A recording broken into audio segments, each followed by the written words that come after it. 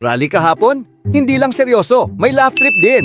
Ito ang top 5 funny moments ka-modern.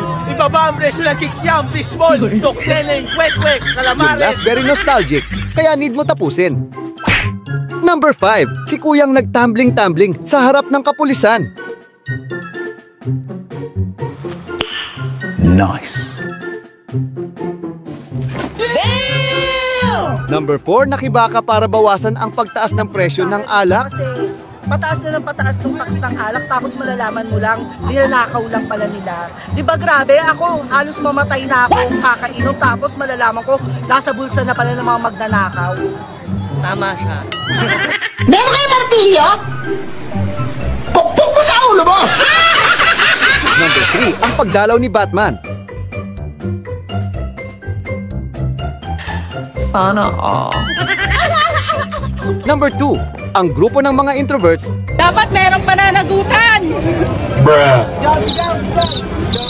Dapat merong managot! Hindi pwede ibigtagayan lang! Ang galing!